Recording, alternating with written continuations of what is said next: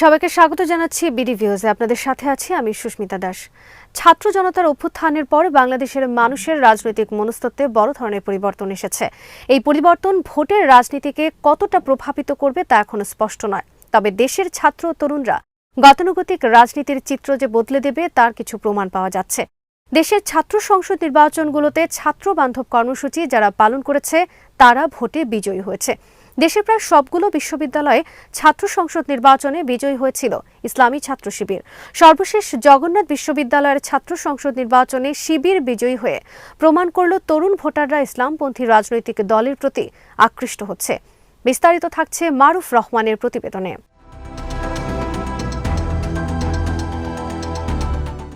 দেশের সব পাবলিক বিশ্ববিদ্যালয়ে ইসলামী ছাত্র শিবিরের বিজয় প্রমাণ করে জামাত ও শিবিরের রাজনীতির বিরুদ্ধে গত ১.৫ দশক ধরে আওয়ামী ফ্যাসিবাদী শক্তি যে ঘৃণা ছড়িয়েছিল তা তরুণ ও ছাত্রদের প্রভাবিত করতে পারেনি। অন্য রাজনৈতিক দল ও ছাত্র সংগঠনের মতো জামাত বা শিবিরকে তারা ভোট দিতে প্রস্তুত। এক্ষেত্রে শিক্ষার্থীরা বেছে নিচ্ছে যাদের নির্বাচিত করতে চান তারা কতটা যোগ্য ও শিক্ষার্থী বান্ধব। দীর্ঘদিন থেকে দেশের শিক্ষা প্রতিষ্ঠানগুলোতে পেশিশক্তি ও গ্রুপভিত্তিক প্রভাব বিস্তারের রাজনীতি চলছিল, তার অবসান ঘটেছে।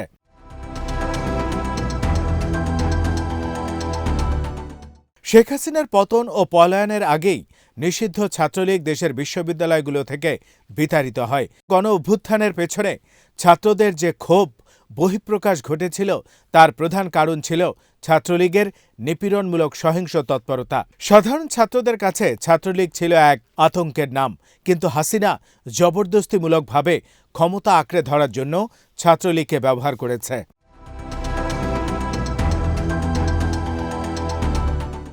গণ অভ্যুত্থানের সময় শিক্ষার্থীরা বুঝতে পেরেছিল ছাত্রলীগকে যদি বিশ্ববিদ্যালয়গুলো থেকে বিতাড়িত না করা যায় তাহলে এই অভ্যুত্থান সফল হবে না। ছাত্রলীগ ফিরে আসলে তাদের আবার নিপীড়নের শিকার হতে হবে।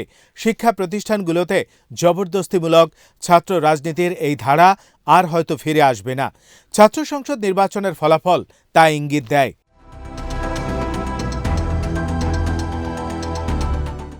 পাবলিক বিশ্ববিদ্যালয়ের ছাত্র সংসদ নির্বাচনের এই ফলাফল ছাত্র রাজনীতির গুণগত পরিবর্তনের ইঙ্গিত দেওয়ার পাশাপাশি আরেকটি প্রশ্ন এসেছে, আগামী জাতীয় সংসদ নির্বাচনে এর কোনো প্রভাব পড়বে কিনা।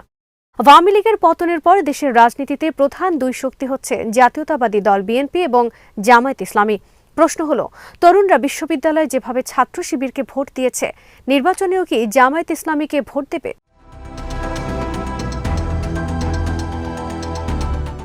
দেশের প্রায় সব বিশ্ববিদ্যালয়ে ইসলামী ছাত্র শিবিরের বিজয় জাতীয় সংসদ নির্বাচনেও কম বেশি প্রভাব ফেলবে বলে মনে করেন রাজনৈতিক বিশ্লেষকরা। এই ফলাফলের গুরুত্বপূর্ণ দিক হচ্ছে ইসলামপন্থী রাজনৈতিক দলের ব্যাপারে দেশের তরুণদের মধ্যে অতীতে যে ধরনের অনীহা ছিল তা কেটে গেছে। এসব নির্বাচনের ফলাফল থেকে তা অনেকটাই স্পষ্ট হয়ে গেছে।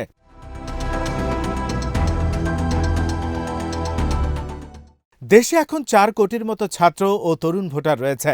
তাদের বড় একটা অংশ সম্ভবত বিএনপির দিক থেকে মুখ ফিরিয়ে নিয়েছে বলে মনে করা হচ্ছে। এর প্রধান কারণ এই তরুণরা সত্যিকার অর্থে পরিবর্তন দেখতে চায়। তাদের মধ্যে প্রবলভাবে রাজনৈতিক উচ্চাশা তৈরি হয়েছে। তারা মনে করেন রাষ্ট্র পরিচালনায় তরুণদের বা ছাত্রদের প্রতিনিধিত্ব থাকা খুব জরুরি। বিএনপির রাজনীতিতে কতটা পরিবর্তন এসেছে তা তারা দেখতে চায় ছাত্রদল ও বিএনপির তরুণ নেতৃত্বের মাধ্যমে।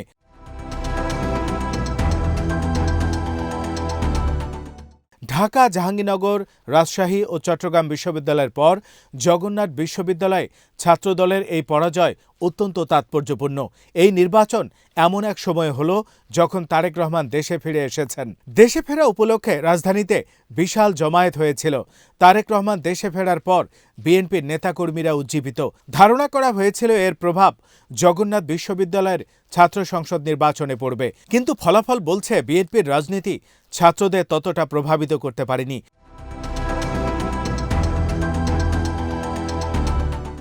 তবে একটি বিষয় মনে রাখতে হবে যে ছাত্র সংসদের বিজয় মানে জাতীয় সংসদ নির্বাচনের বিজয় নয়। কারণ জাতীয় সংসদ নির্বাচনে নানা বয়সের মানুষ ভোট প্রদান করে। নির্বাচনে প্রার্থীর গণসংযোগ ও স্থানীয় মানুষের চাওয়া পাওয়ার নানা দিক কাজ করে। তবে ছাত্র সংসদ নির্বাচনের ফলাফল থেকে প্রমাণ হয় যে বিএনপি তরুণ বা ছাত্রদের এখনও আস্থা অর্জন করতে পারেনি।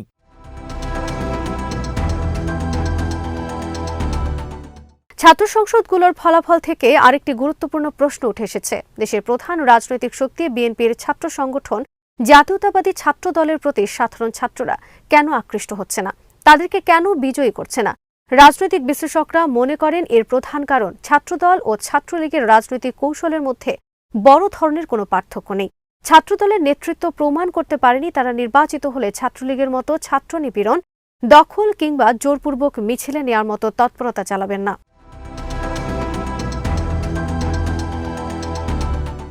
অভ্যুত্থানের অনুকূল পরিবেশে গত এক বছরে বিশ্ববিদ্যালয়গুলোতে শিক্ষার্থী বান্ধব কর্মসূচি দিতে ব্যর্থ হয়েছে ছাত্রদল।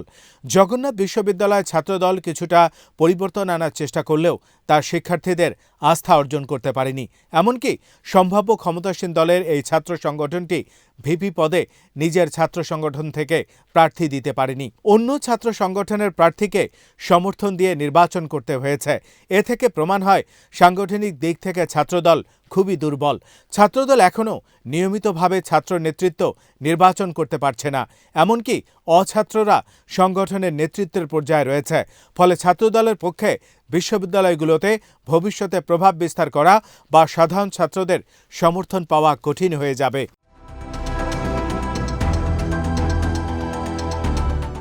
অপরদিকে বিএনপির কেন্দ্রীয় নেতৃত্ব এই তরুণদের আকাঙ্ক্ষা বুঝতে ব্যর্থ হয়েছে।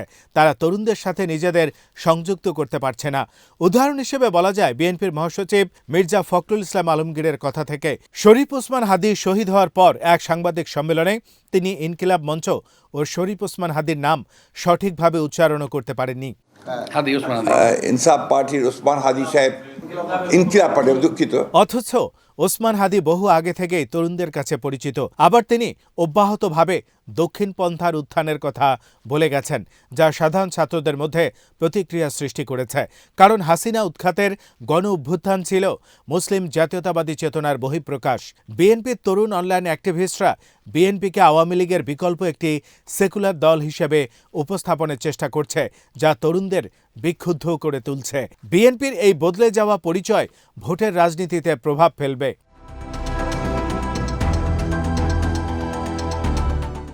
ছাত্র সংসদ নির্বাচনগুলোতে শিবিরের এই একচ্ছত্র উত্থান ভবিষ্যৎ রাজনীতিতে কতটা প্রভাব ফেলবে তা নিয়ে আলোচনা রয়েছে। অনেকে মনে করেন অভ্যুত্থান পরবর্তী ছাত্র রাজনীতির গতিপথ যেভাবে বদলে গেছে তাতে ভবিষ্যৎ রাজনীতিতে এর প্রভাব পড়বে। বিএনপিকে এখন জামায়াতে ইসলামী সহ অন্য রাজনৈতিক দলগুলোর সাথে দৃশ্যমান সুসম্পর্কের রাজনীতি করতে হবে। বৈরিতার রাজনীতিকে ছাত্ররা যে সমর্থন দেবে না, ছাত্র সংসদের ফলাফল সেই বার্তা দিচ্ছে।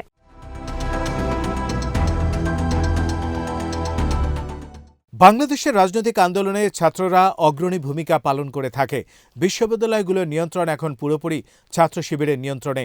ঢাকা বিশ্ববিদ্যালয়ের পর জগন্নাথ বিশ্ববিদ্যালয় বিজয়ের মধ্য দিয়ে ভবিষ্যতে রাজধানী কেন্দ্রিক ছাত্র আন্দোলনের নেতৃত্ব চলে গেছে শিবিরের হাতে।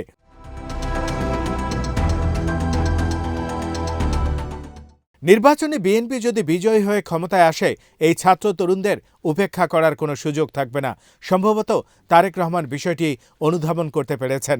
তিনি ইতিমধ্যে ডাকসু নেতাদের সাথে বৈঠক করেছেন। ছাত্রদলের সাথে কাঁধে কাঁধ মিলিয়ে ফ্যাসিবাদ বিরোধী অবস্থান নেয়ার আহ্বান জানিয়েছেন। তিনি সম্ভবত বুঝতে পারছেন সরকার গঠন করলেও তাকে কোন চ্যালেঞ্জ মোকাবেলা করতে হবে।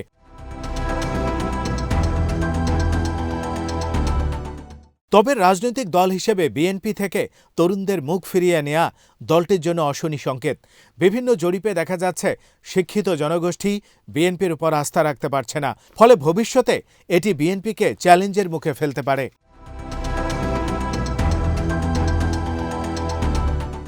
আজ এখানেই শেষ করছি। সবাই ভালো থাকুন, সুস্থ থাকুন আর দেখতে থাকুন বিডি ভিউজ। চ্যানেলটি ভালো লাগলে সাবস্ক্রাইব করুন। সংযুক্ত থাকুন আমাদের ফেসবুক পেজে।